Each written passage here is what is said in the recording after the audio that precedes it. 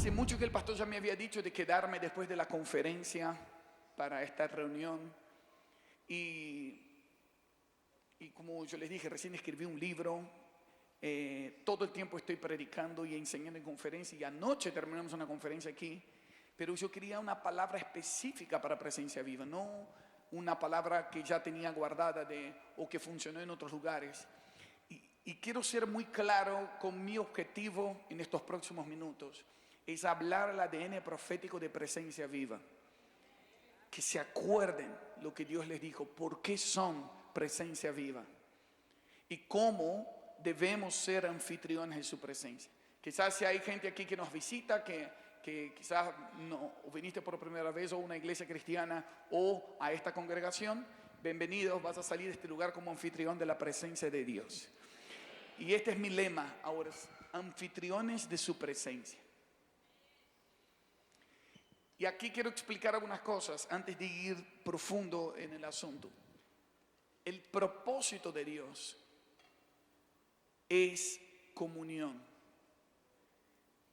Dios creó todas las cosas en el cielo y en la tierra para habitar con nosotros. Y ese tiene que ser tu propósito también. Que nuestro propósito no es la productividad, los resultados, el que me vaya bien. Mi propósito debe ser comunión. O sea, ¿qué cosas en común tengo con Dios? ¿Será que estoy preparando mi corazón para Él, preparando mi casa para Él, preparando un lugar para Él? Ahora, miren esta secuencia.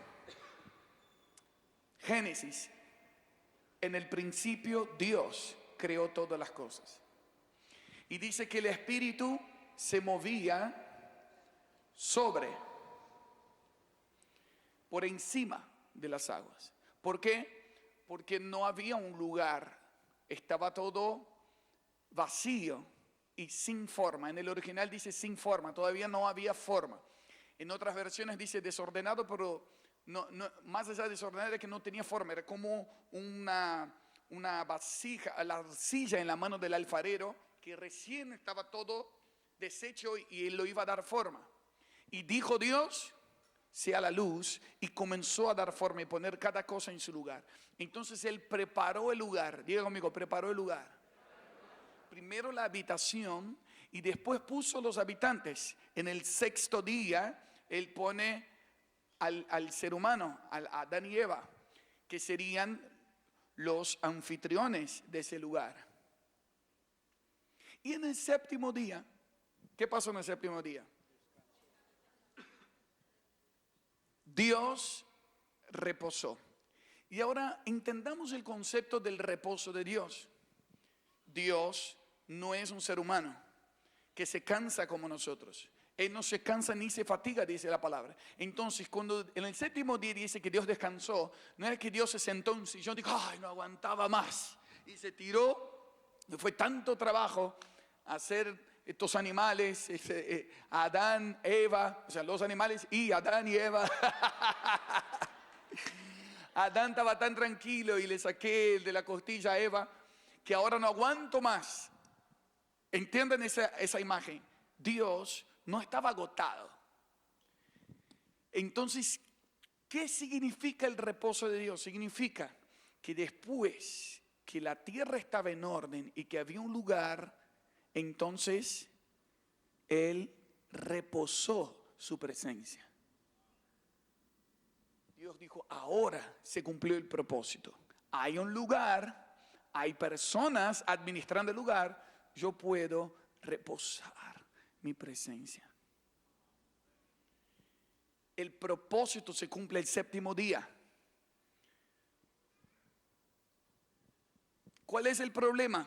El problema es el sexto día, cuando creemos que todo termina en el sexto día y ponemos toda nuestra fuerza en la productividad, en sentirme alguien importante, en hacer cosas relevantes, en lograr cosas que el número 6 representa lo que el hombre puede hacer.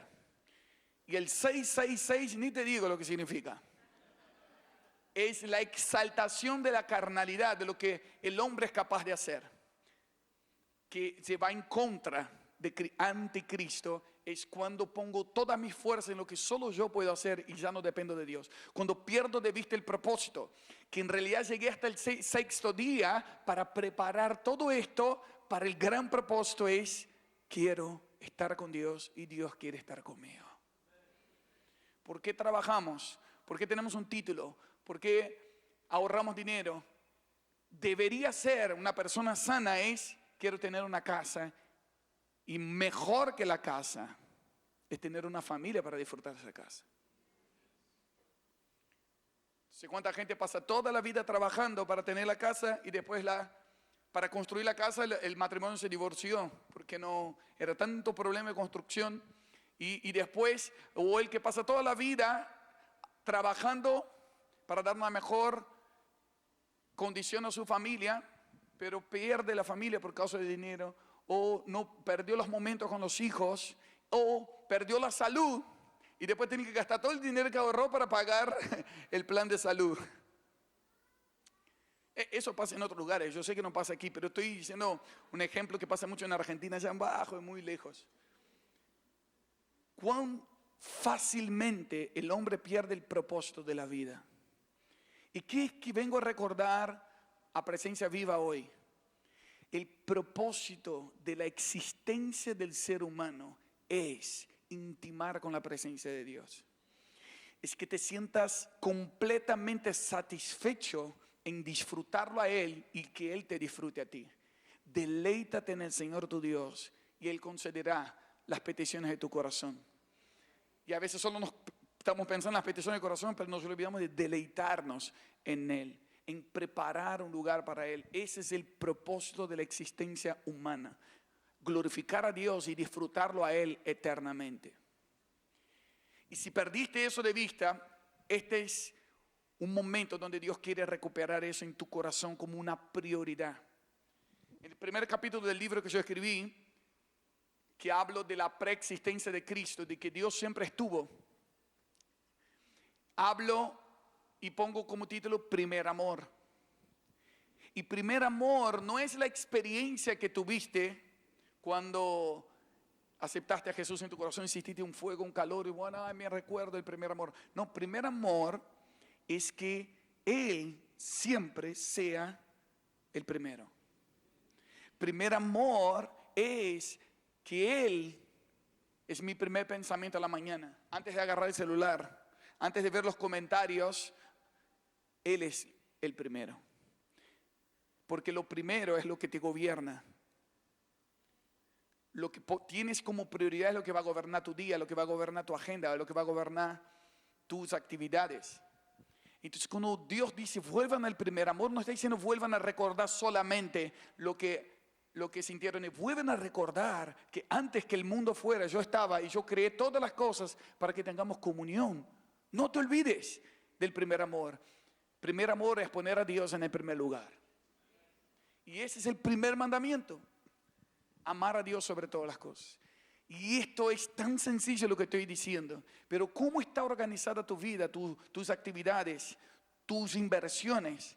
Es con el propósito final de preparar un lugar para el Señor y decir, quiero que Dios tenga un lugar donde reposar en mi corazón.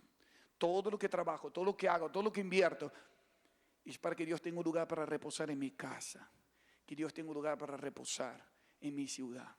¿Por qué se construyó esto? ¿Por qué edificamos aquí? Hoy Dios tiene un lugar más donde reposar su presencia en Miami.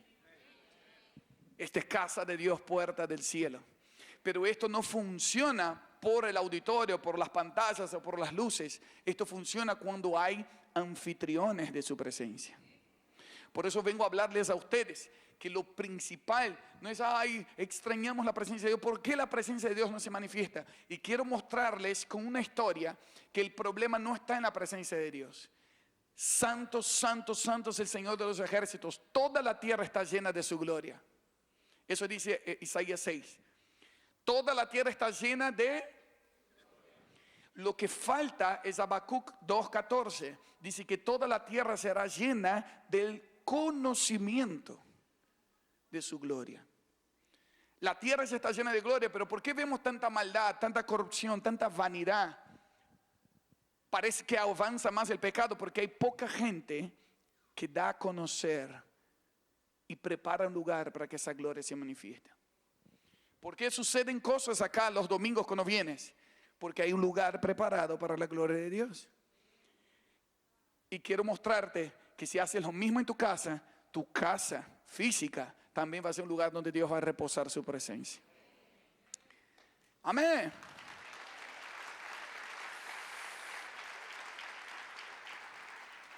Quiero leerles una historia en Primera Crónicas, capítulo 13. Primera Crónicas 13.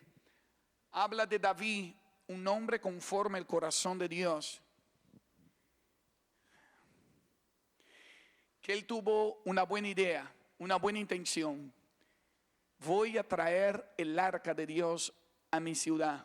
El arca era una caja de madera cubierta de oro, con 2 querubines encima, que representaba la presencia de Dios para Israel. Diga conmigo, el arca representaba la presencia manifiesta de Dios. Porque para los que no entendían ese concepto, yo voy a decir mucho eso, y para que quede bien claro. Porque David quería llevar el arca, que era una caja de madera cubierta de oro, pero él no quería la cajita de madera, él quería la presencia de Dios.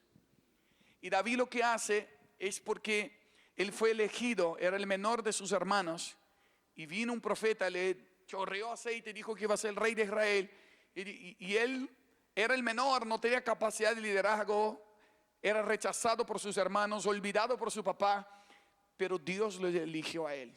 Quizás algunos se sientan identificados, que quizás eras el último del listado de los hombres, pero en el reino de Dios los últimos serán los primeros, porque simplemente tenemos la unción del Espíritu Santo y los que están atrás Él sabe cómo poner adelante. Solo que Dios exalta a gente que tiene un corazón dependiente de su presencia. David no tenía nada antes, solo la intimidad, solo la presencia de Dios. Dios vio su corazón, dijo, este va a ser el nuevo rey.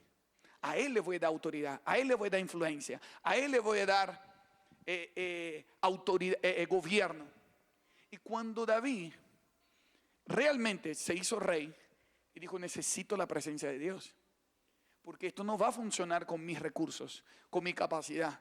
Porque David no estudió ciencias políticas para ser rey. Dice, si Dios me metió en ese, yo quiero que Dios venga a gobernar conmigo. Y esa fue la actitud de David. Era una buena intención. Y dice, entonces David consultó con los capitanes de los millares de centenas, es decir, con todos los jefes. Y David dijo a toda la asamblea de Israel, si les parece bien y si es del Señor nuestro Dios, enviamos mensaje a todas las partes, a nuestros parientes que permanecen en toda la tierra de Israel, y también a los sacerdotes y a los levitas. Verso siguiente. Y traigamos el arca de Dios a nosotros. Diga conmigo, traigamos el arca de Dios a nosotros. Porque no la consultamos en los días de Saúl. Saúl era el rey anterior, que básicamente representa un líder conforme al corazón del pueblo. Él quería hacer todo lo que la gente quería. Y David fue llamado un líder conforme al corazón de Dios. Quería hacer todo lo que Dios quería. ¿Qué quiere ser? Alguien conforme al corazón de la gente, que quiere dar lo que la gente quiere para sentirte alguien importante, o quiere ser alguien conforme al corazón de Dios, que hace que todo lo que Dios quiera, de tal manera que dice, este es mi amigo, esta es mi amiga. Eso fue lo que David hizo, una buena intención. Dijo, no habíamos consultado, nadie se interesó por la presencia de Dios antes, pero ahora la historia va a cambiar. Toda la asamblea dijo que así lo harían, porque esto pareció bien al pueblo. Entonces David congregó a todo Israel. Vamos a leer juntos, ¿no? Desde Sior de Egipto hasta la entrada de Hamat, para traer el arca de Dios de Kiriat Jearim. David subió con todo Israel a Baalá, es decir, Kiriat Jearim, que pertenece a Judá, para hacer subir desde allí el arca del Dios, el Señor, que está sobre los querubines, donde se invoca su nombre. Llevaron el arca de Dios de la casa de Abinadab en un ¿qué? En un carro nuevo, y Usa y Ahío, que guiaban el carro. David y todo Israel se regocijaban delante de Dios con todas sus fuerzas, con cánticos y liras. O sea, era un culto de celebración. Arpa, panderos, címbalos, trompetas, pantallas, música, instrumentos, guitarra eléctrica, todo. Maquinita de humo. Había de todo. Pero cuando llegaron a la era de Gidón, Usa extendió su mano para sostener el arca porque los bueyes casi la volcaron. Y se encendió la ira del Señor contra Usa y lo hirió porque había extendido su mano al arca y allí murió delante de... O sea, la fiesta de celebración se transformó en un entierro, un velorio. Entonces David se enojó porque el Señor había estallado en ira contra Usa y llamó a aquel lugar Pérez Usa hasta el día de hoy. David tuvo temor a Dios aquel día y dijo la pregunta que todos nos vamos a salir hoy: ¿cómo puedo traer a mí el arca de Dios? Así que David no llevó consigo el arca a la ciudad de David, sino que la hizo llevar a la casa de Obed-Edom el Geteo. Punto. Miren ese detalle. Le dije que David era un hombre conforme al corazón de Dios y un hombre muy vivo. Era un sacrificio vivo al Señor, más vivo que sacrificio. Él pensó, yo tengo una buena intención, yo quería traer la presencia de Dios. Y de repente lo que yo creía que era bueno, mató a uno de mis hombres. Así que no sé cómo llevar la presencia de Dios. Por lo cual, hasta que descubra y entienda cómo voy a llevar el arca, voy a mandarla a algún lugar y lo manda a la casa de Obed-Edom, el Geteo. El Geteo quiere decir de los filisteos, de los paganos. Porque si alguien más se tenga que morir, que se muera un pagano. Muy bien, David, ¿no? Así que el arca de Dios permaneció 3 meses en la casa de la familia de Obed-Edom. Y el Señor bendijo a la familia de Obed-Edom y todo lo que tenía. Ahora imagínense después de 3 meses. David dejó el arca, lo que había sido un velorio, el recuerdo de que quiero la presencia de Dios. Y quiero, perdón, esa pregunta tan sencilla, pero de los que están en este auditorio, ¿cuántos quieren la presencia de Dios en su vida y en su casa? David también, pero que cuando él lo fue a hacer, uno de sus hombres murió. Él dijo, se dio cuenta que las buenas intenciones no eran suficientes. El decir que quiero la presencia no es suficiente. Entonces, David dejó el arca y se fue a consultar al Señor. Porque antes, yo les leí, él había consultado a los jefes, a los capitanes, a los comandantes, pero no consultó al Señor. Hasta que entró temor de Dios en su corazón y dijo, Señor, por primera vez pregunta, ¿cómo voy a llevar tu presencia a mí? En otra versión dice, a mi casa o a mi ciudad. Entonces él deja la casa de Obed-Edom. 3 meses después viene un mensajero. David, rey, quiero decirte, ¿se acuerda del arca? Sí, dejamos la casa del Geteo. Sí, y tengo noticia de la casa del Geteo. Tocó en el arca, murió. ¿Dónde es el entierro? Dijo, no, David, no vas a creer. El Señor bendijo toda la familia de Obed-Edom. Sus hijos en 3 meses ahora tienen los cachetes más inflados. Tienen televisión LED nueva, grande. Compraron 2 carros nuevos. Todo lo que tiene prosperar, saludables, fuertes, prósperos. Dios se siente como en casa ahí. Y entonces se le quemaron los papeles a David. Así se dice en Argentina. O sea, ya no sabía qué hacer. ¿Cómo puede ser que el mismo arca mató a uno y prosperó a otro?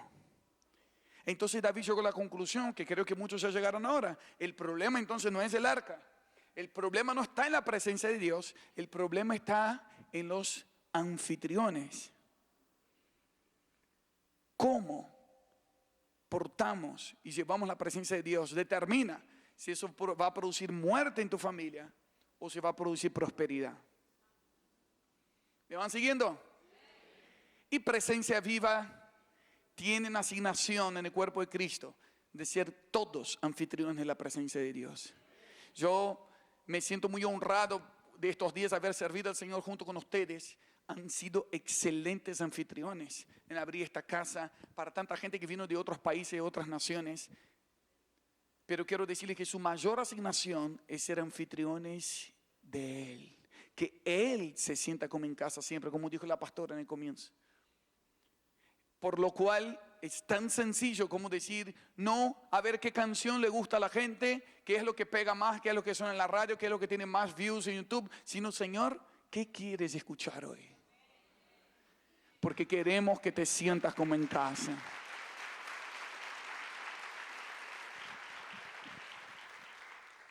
¿Cómo hacemos estrategias para atraer más gente? ¿O cómo hacemos estrategias para atraer más a Dios?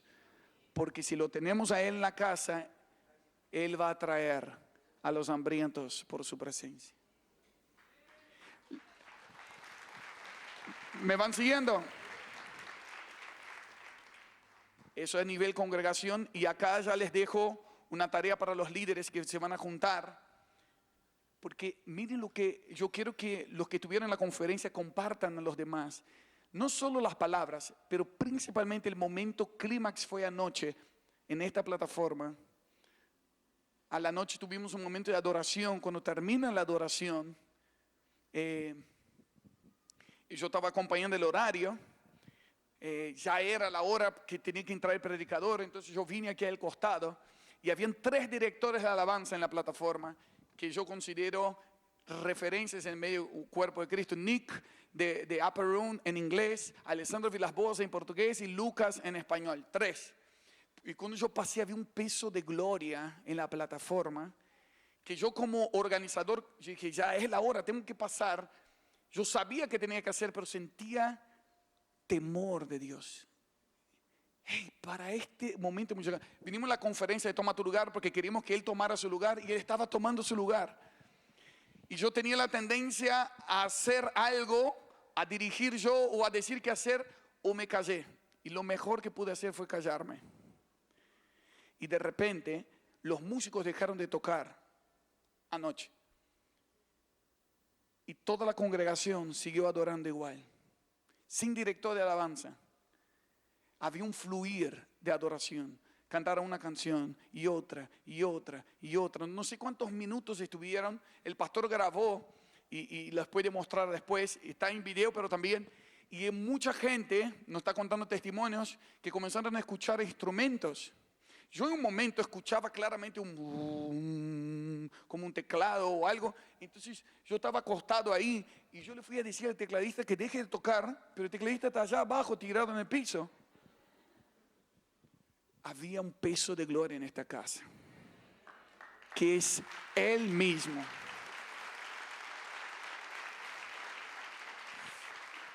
Él, cuando Él se siente como en casa, Él reposa.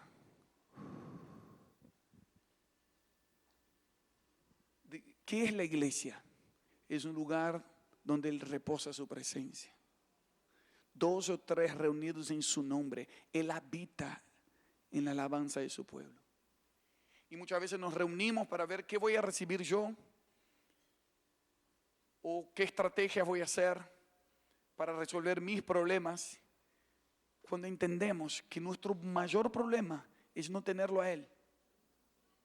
Ese es el mayor problema, ¿no? No sé cuál es el problema que viniste hoy, pero quiero asegurarte algo. Jesús jamás dijo que sería fácil.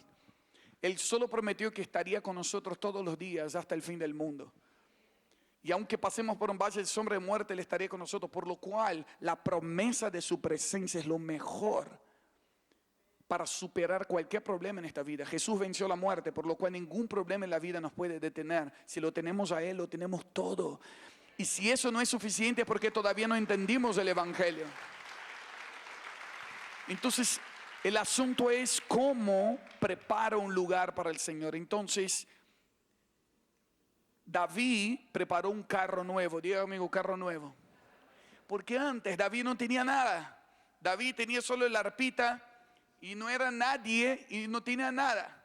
Y ahora cuando tuvo recursos, y ahora cuando tuvo influencia, dijo, ahora voy a dar lo mejor al Señor. ¿Cuántos creen que el Señor merece lo mejor? Pero escuchen eso, Dios no quiere nuestro mejor, Dios quiere nuestra obediencia. ¿Qué, Marcos? ¿Me está diciendo que no debo dar lo mejor? No, no, no. Estoy diciendo, dé lo mejor de lo que Él te pidió.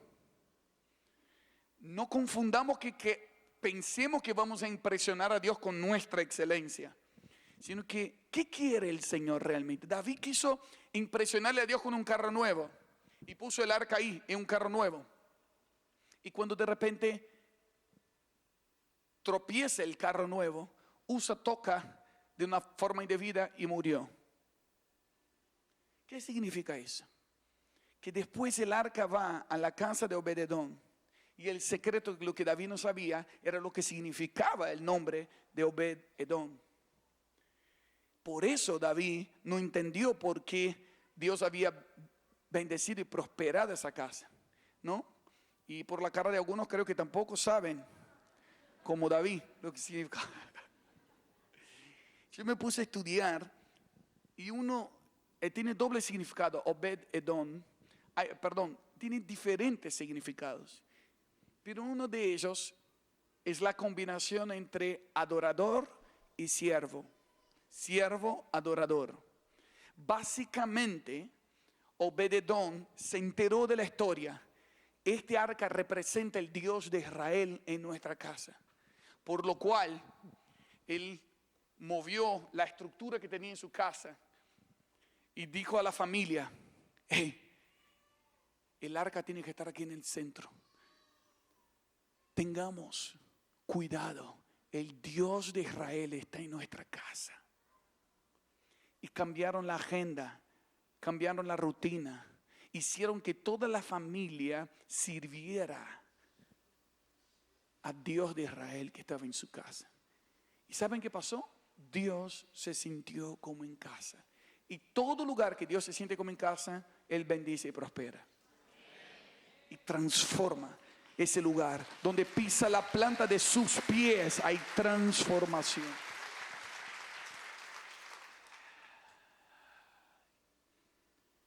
¿Qué me quieres decir, Marcos? Quiero decir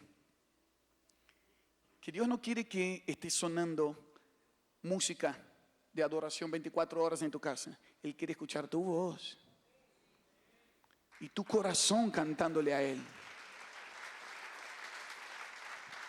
Él no quiere solamente que vengas aquí y que digas, qué linda la música, qué linda la adoración, qué linda la reunión.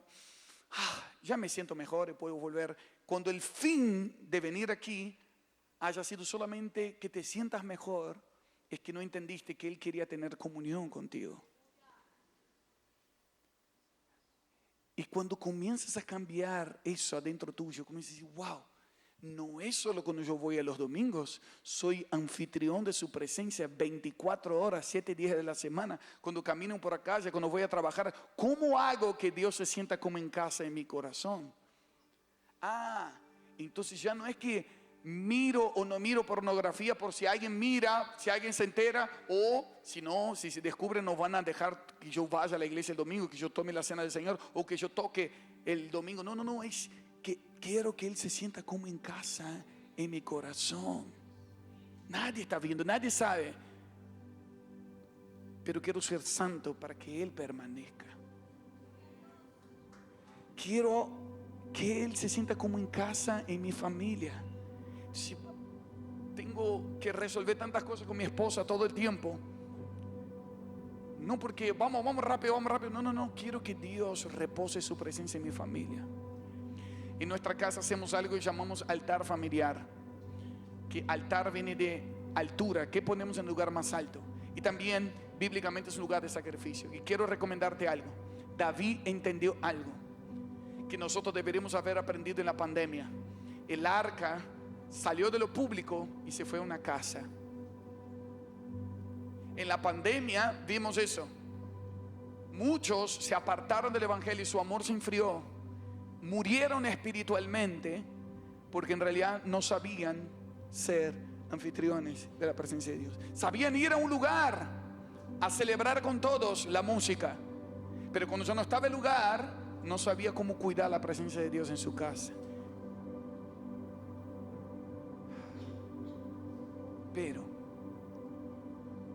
Dios nos está dando una nueva oportunidad como generación. Y David dijo, David, el rey de aquel momento, tuvo que ir a la casa de Obed-edom a aprender. Y benditos son los líderes, los padres, madres que son humildes para poner pausa a sus estrategias y decir, necesito aprender de quién sabe más de la presencia de Dios. ¿Qué estás haciendo para que Dios repose ahí? Miren, esto es cultura. Iglesia Presencia Viva, ustedes están edificando cultura. Lo que pasó anoche aquí, de ver gloria de Dios en la reunión, tiene que ser lo normal de ustedes. No van a esperar otra conferencia.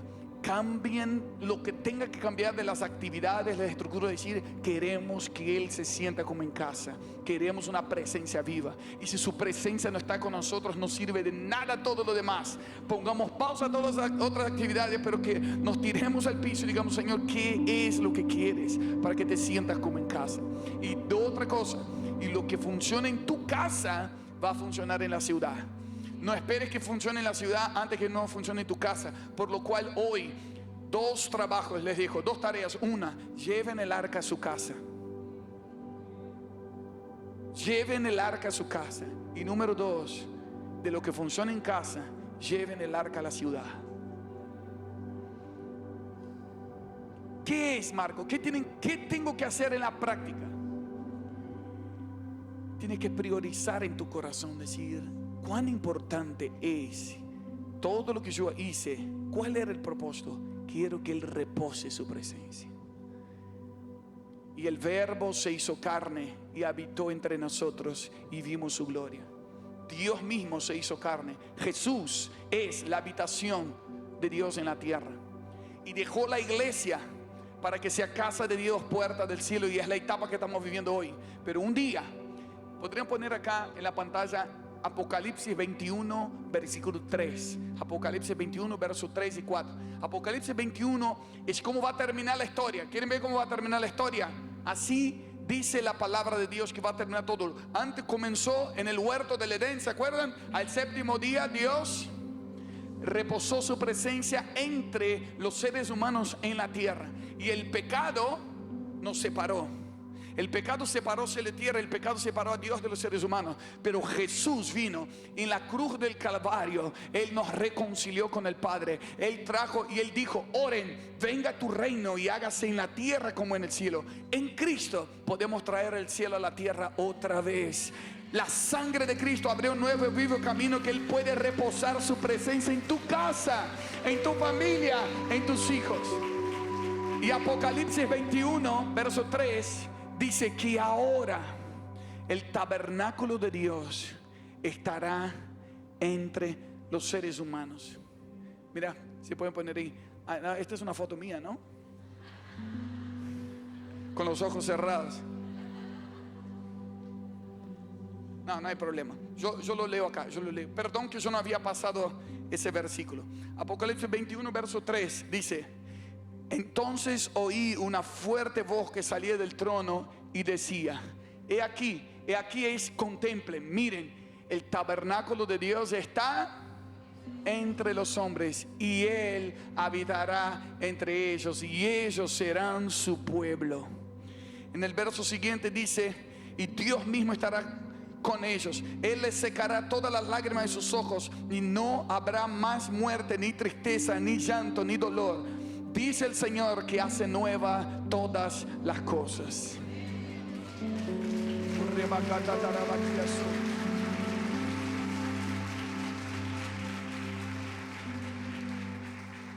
Yo quisiera que ahí donde estás, primero renuncies todo acuerdo que tengas con el pecado,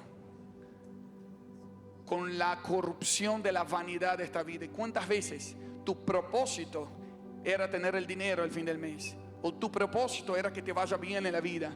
Tu propósito es tener más seguidores en las redes sociales. Tu propósito era cosas materiales y vanas que van y vienen.